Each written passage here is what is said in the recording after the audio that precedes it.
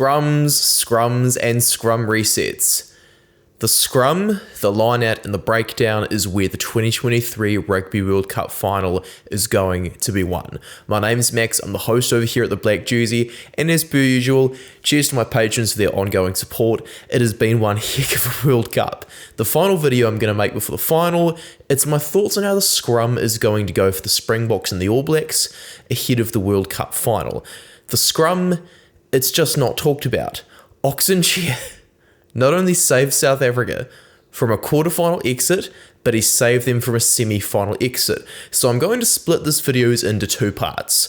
I'm going to split the first part into analysis where I kind of share what I've found from the England match where Nché just absolutely destroyed the English with the scrum, and then I'm going to go back to a bit of commentary and share my thoughts on the pack weights between the All Blacks and the Springboks and kind of try to find potential weak spots, potential strengths for each team. So I'm doing a bit of a mix of the analysis and the commentary. So without further ado, let's get into this. What we can see here is Kyle Sinckler scrummaging against Nché in the 61st minute of the semi-final. As we zoom in to observe the binds of the players on the open side, we'll see that Curry's hand is on the ground while Forey is binding to Nché. A lot of flankers I've played with have bounced to scrums with their loose hand on the ground so that they can gain traction with an easy chance to detach from a scrum and clean the ruck in the first attacking phase. What Forey's done here though is a masterstroke. It's the exact kind of scrum bind I used to perform myself, having learned it from watching Richie McCaw. Forey's left hand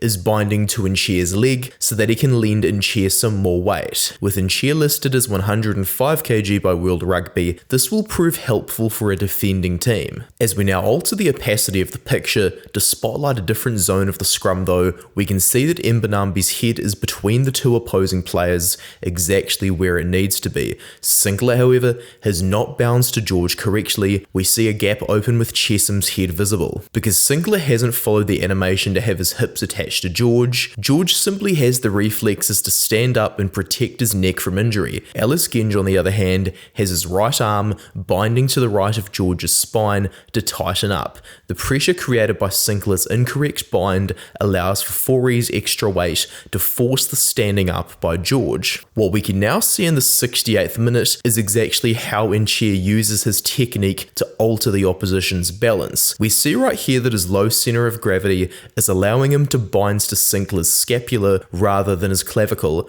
The scapula is the lower part of a player's shoulder blade, so with this extended reach, Nché can have his head beneath Sinckler's and throw him off balance as a new freeze frame with increased exposure shows us. In the 77th minute, we can now see Nche's head leaning against Sinckler's pectorals rather than his collarbone. Anyone that's seen a human anatomy before knows that the chest, unlike the collarbone, is not supported by the spine, because Sinckler's spine is no longer in alignment with his torso tilting upwards to his left in comparison to the next frame where we see Nche's back in alignment with the blue axis. Sinckler now begins to slide upwards in order to regain balance. Sinckler's need to regain balance now causes England to follow this animation and rotate towards the blind side, with South Africa being handed the winning shot at goal. Now compare this technique we've seen from Nché to the image of Cian Healy against Rabah Slimani from 2018. Healy is attempting to push his head against Slimani's collarbone and lean with the forehead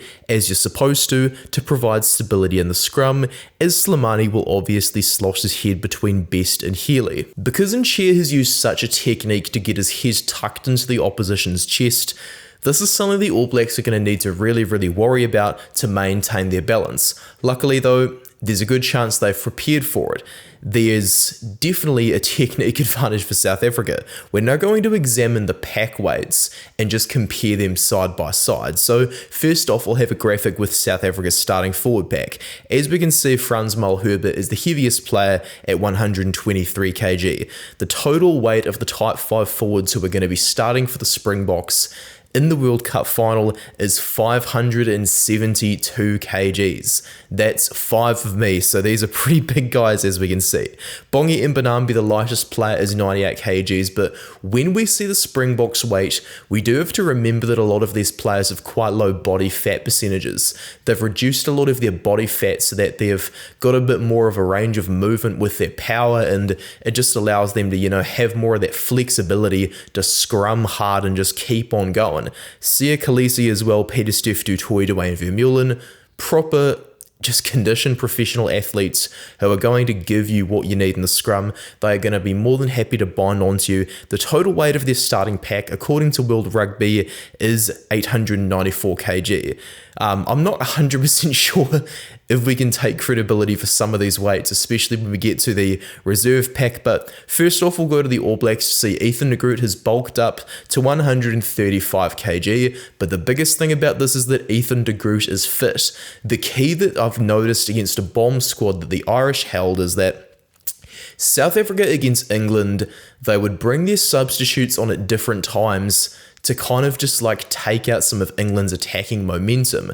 So it's going to be a bit of a choice. The Springboks will either have to put their bomb squad all on at once. That's where it's going to cause the All Blacks the most trouble if they do that. Or if the All Blacks are having control of, say, the possession, attacking in South Africa's half constantly in the first few minutes of, the second half, that's where the trouble's going to come through. So luckily, Ethan de Groot and Tyrell Lomax, both very heavy players, are quite fit. We do see, though, with the added weight of the locks, Brodie Retallick has trimmed down a little bit, but when Scott Barrett debuted for the All Blacks, he was 111 kgs. He's now 118 kgs. So the All Blacks tight five has a combined weight of 610 kg. So if the All Blacks are able to match South Africa technique-wise, they'll be able to put them away due to the extra weight. As we can see, there's, a pretty fair amount of the difference there. Nearly 40 kilograms of extra weight thanks to, those locks. Franco Mostert, of course, being 112 kg, though, it does allow him to get a lot more of a lift during lineouts, so we'll have to see how that one goes. Now as we go over to the second Springbok pack, they've got a 7-1 split, so this essentially means Peter Steph du Toit, as he normally does, will play the full 80 for South Africa due to just having, an enormous work rate, a big engine that allows him to get through a lot of test rugby. The thing is, though, according to World Rugby, Quagga Smith is 85 kilograms. There's also the factor of Dion Forey preferring to play at open side flanker at club level, so even though he's likely going to replace Bongi Mbonambi, potentially because there's no more Malcolm Marx much later than the other guys and the reserve forwards are coming on, well, that's going to be quite interesting.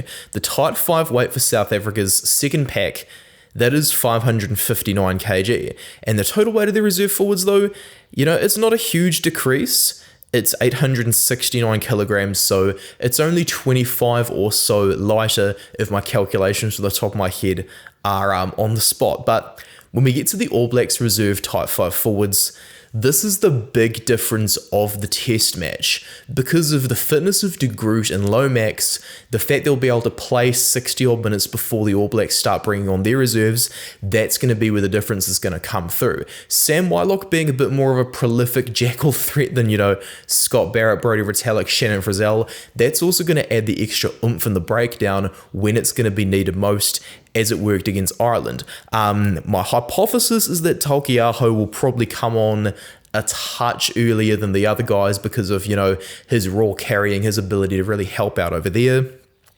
I'm thinking that, Papali'i will also probably come on a bit later for the sake of, Sam Cane being captain, but at just 2 kg lighter, a bit more of a line-out option, that's also very good. I also suspect Scott Barrett will probably move to 6 as he's got a bit more of an engine of Frizzell, and if Scott Barrett stays on the pitch, that's going to give a total weight of 948 kg. The big difference as well is that Tamaiti Williams and Nepo Laulala are coming on. Because Nché is such a threat at the scrum, I think it was a wise decision to select Laulala for the sake of the fact that, you need an experienced player who's not going to get scared, who's not going to worry about it. And the biggest thing as well, Laulala has a low center of gravity. He's a big man who weighs 125 kilograms. Williams as well, I'm a pretty big dude, and look at him next to me. I mean, the fact that he's still in his boots in the photo probably distorts it a bit, but he's ginormous. You get the point, eh?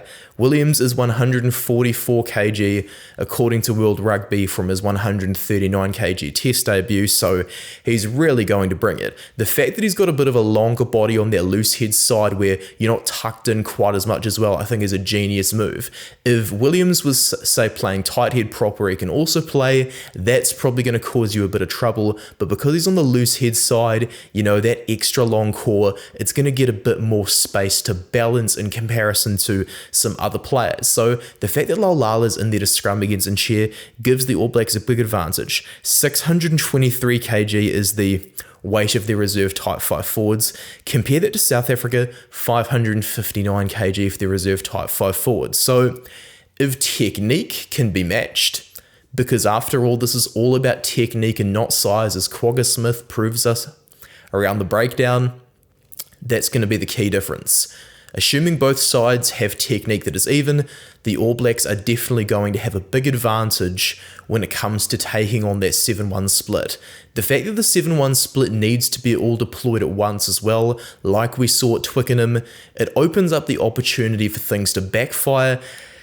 Oh, especially without a reserve halfback. You know, I'm really concerned for South Africa because of that. I'm not going to tell you guys who I think's going to win this World Cup because, come on, I think you all know. I'm a Kiwi. I don't have to tell you who I think's going to win. All I have to say is that I hope South Africa put up a good fight. I hope the All Blacks put up a good fight. And I hope we get a really, really good game that will really just propel rugby forward and out of, you know, a bit of a stage where people are complaining it's got mundane. Everyone's been wanting change for a wee while, so with the new Nations Championship coming up, a new format for 2027, this could perhaps be, you know, a great launching pad for the rocket to go into the new era. Cheers for watching this video as well, guys. Make sure you are subscribed to me and you like this video if you enjoyed it. You can also check me out over on Instagram and hit the notification bell if you want to know when my new videos are going to be up. This is the last you'll see of me until the World Cup final has concluded, and I'll release my post-match reaction before an analysis video. That's going to be it from me. Good luck to both teams, and I'll see you in the next video, guys. Cheers from Max.